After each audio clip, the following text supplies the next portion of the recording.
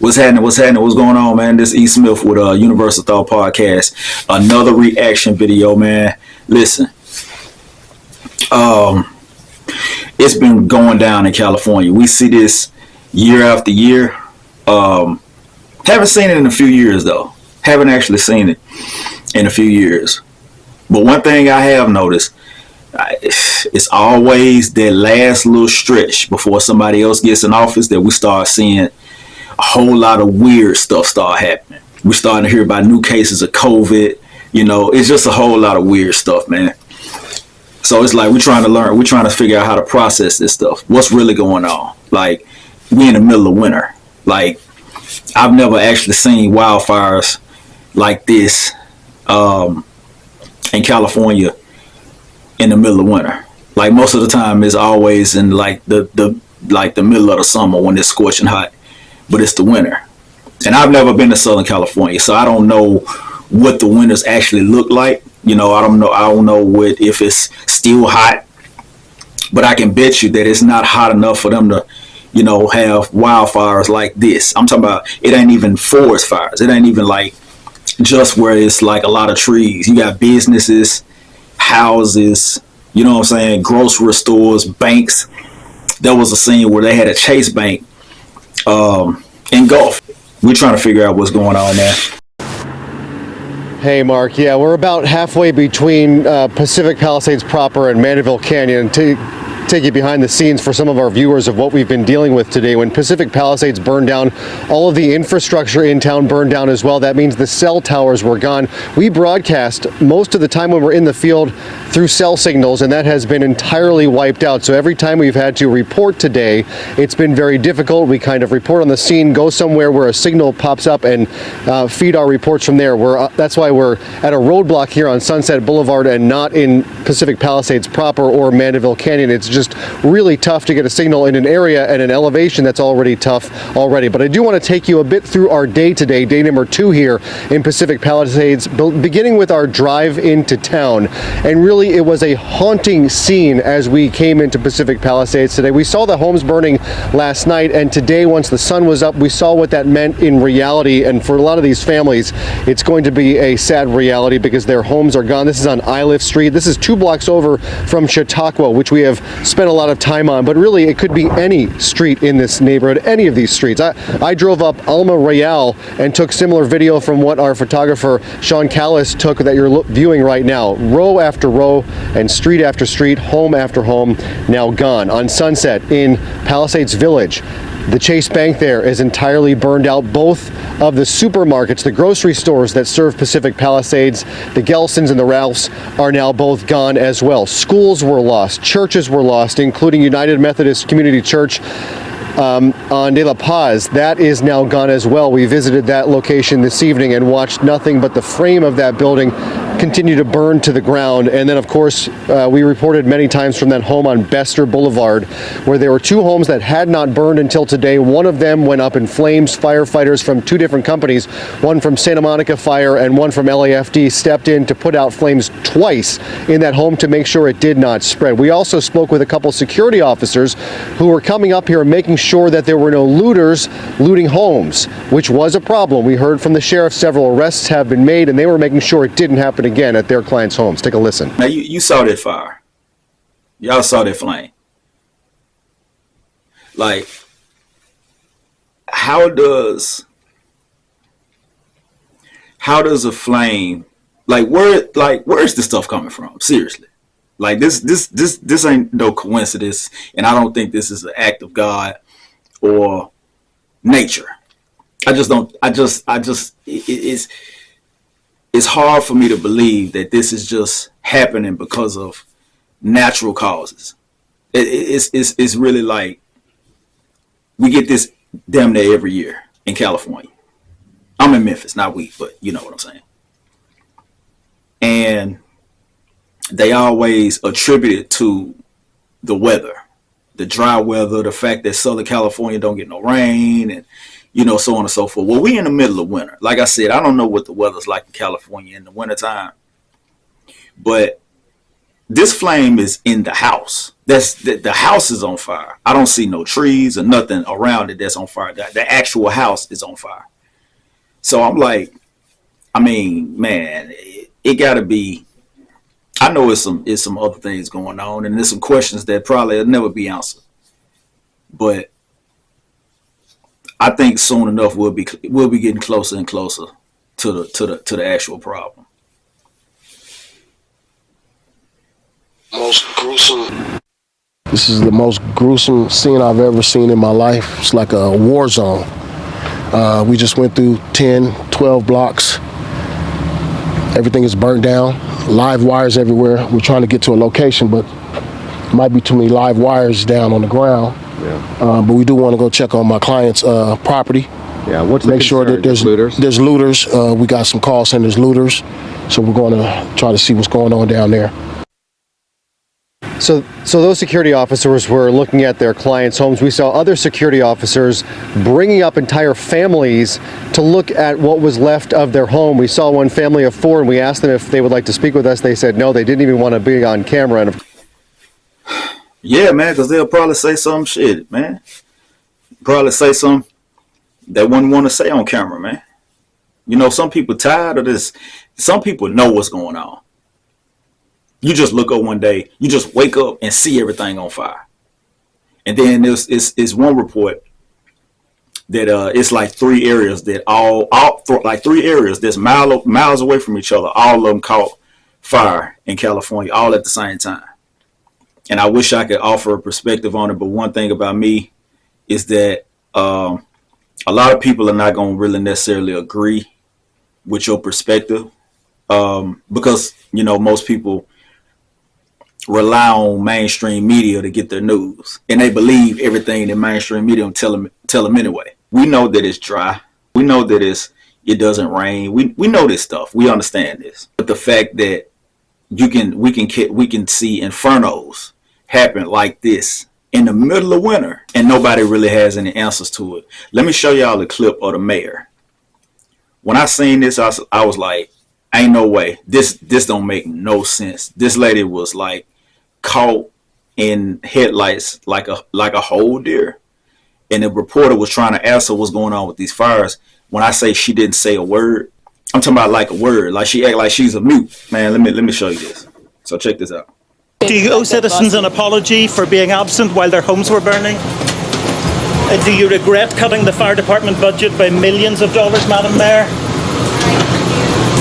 Have you nothing to say today? Have you absolutely nothing to say to the citizens today?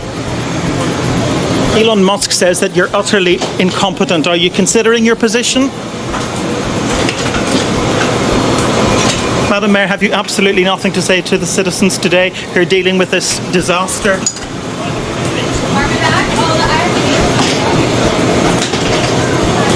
No apology for them?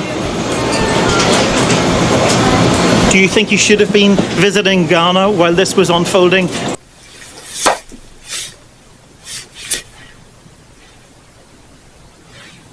Like, what the fuck? What the fuck was that? How you the mayor? Who's designating these people to get in office? Who?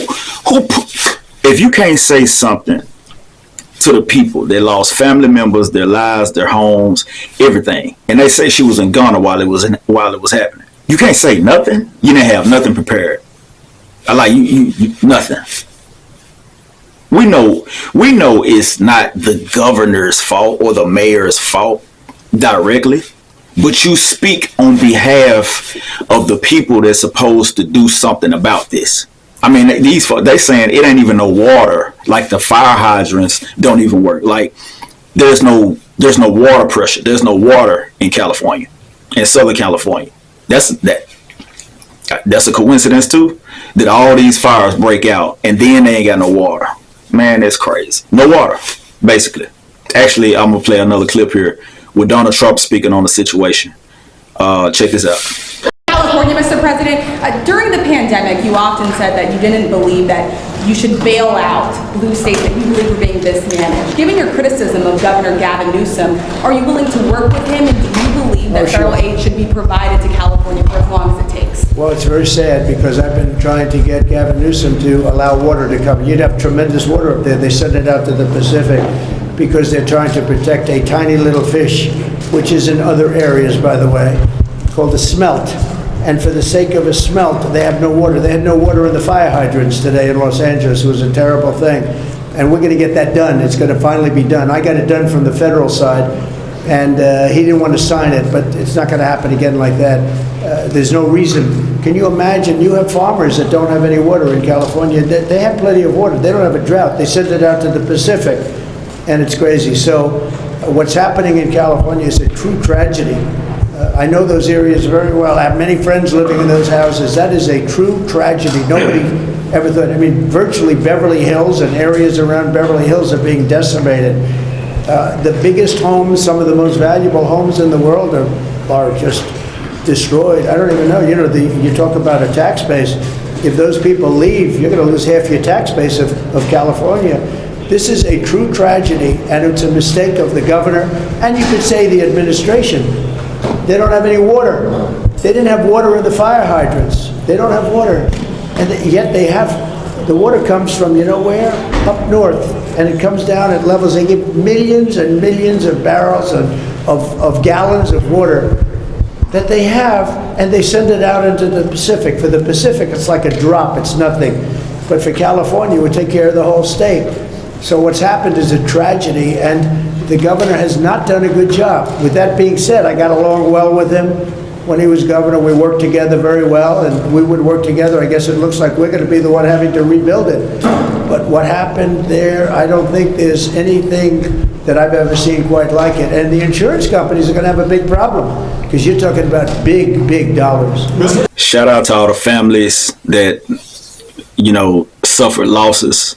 That lost cars, that lost their house, that lost family members. You know, my heart goes out to you, man. I can't imagine nothing like that happening. You know, I just can't. And having to start all the way back over. You don't know really what your next move is. The most devastating part is you can't get no answers. It's like, why did this happen? No answers whatsoever. Think about all the people that actually like believe in God, and then this happens. Not only do you question God, you question the people that run the city. You know, people that supposed to have some type of answers, and they don't tell you nothing. So it's like, where do you go? Who do you run to? You know, who do you rely on for answers? Who do you put your faith in? Who do you believe? Now, I'm not saying go against God, don't believe in God. That's not what I'm saying. What I am saying is nobody's reinforcing anything to keep people's hope alive.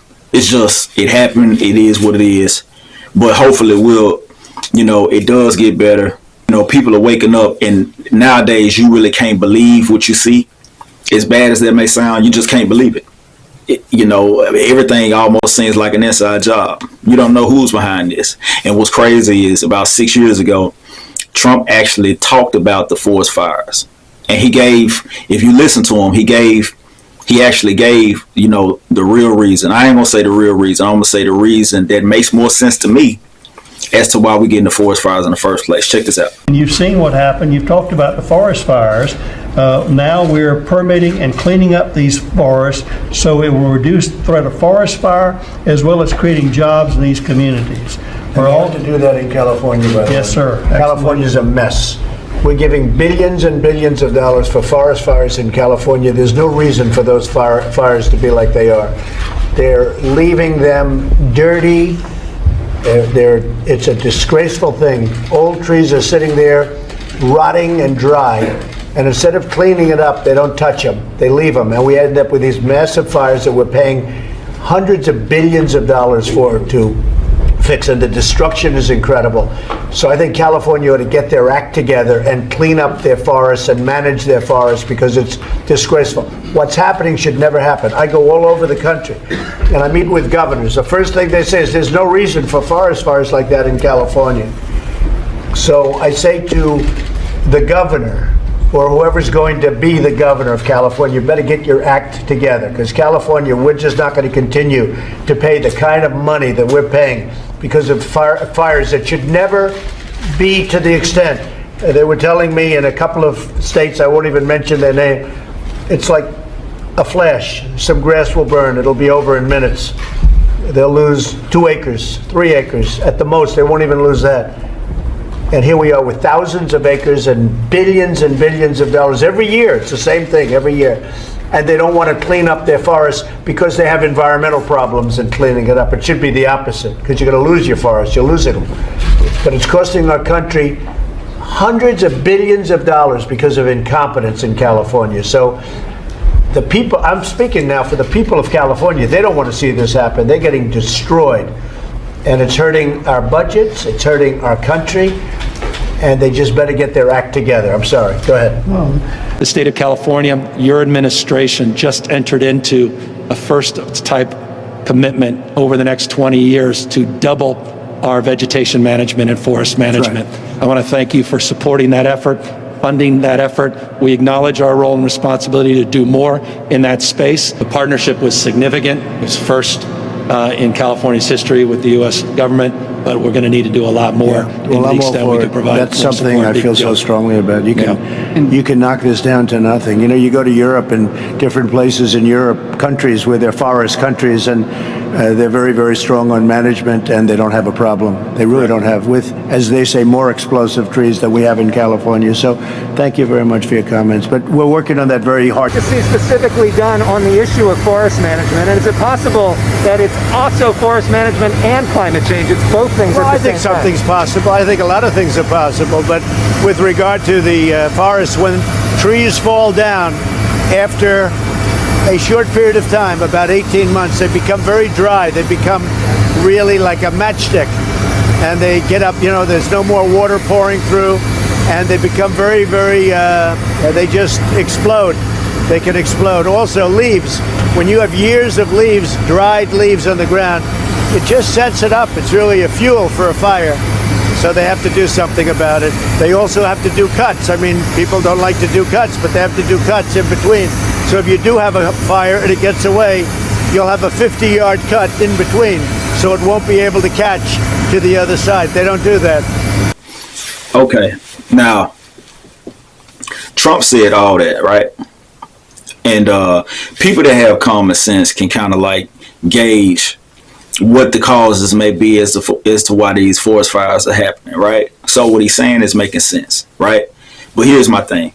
Let's say it's not, you know, retroactively done by somebody just going in, you know, and just lighting some on fire, and then all of a sudden everything catches on fire. You still have measures that have to be taken in order for this not to happen, right? So you take precaution prior to it happening because you know it's likely to happen. Why is that not happening? That was the same thing that happened with Katrina. They knew, even George Bush said that that city is going to flood. And it's based on, it's not because they knew a storm was coming. It didn't really matter what type of storm it was going to come through. If the storm is strong enough, it's going to flood that whole city because the dams are going to break. They knew they were supposed to fix those dams a long time ago. If it's not that, then, you know, it's even worse if you got somebody that's actually infiltrating, you know, or causing these things to happen.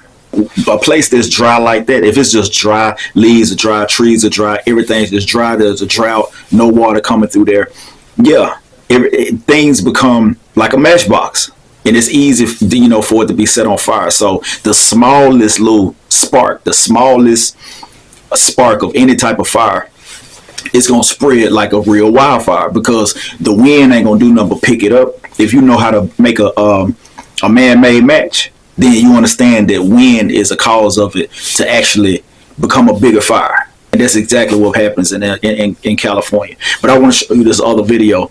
This video is showing people people are literally like abandoning their own cars. It looks just like the movie Leave the World Behind, where it's a traffic jam, but it ain't nobody in the cars, except on the movie it was Teslas, and the Teslas were driving themselves. But this scene is basically just everybody just got out of traffic and just abandoned their own cars. It's crazy. This was also another scene earlier. This is when a lot of people had nowhere to go. They abandoned their cars because the flames were fast approaching. As a result, LA City Fire, they had to come in because the road was completely blocked.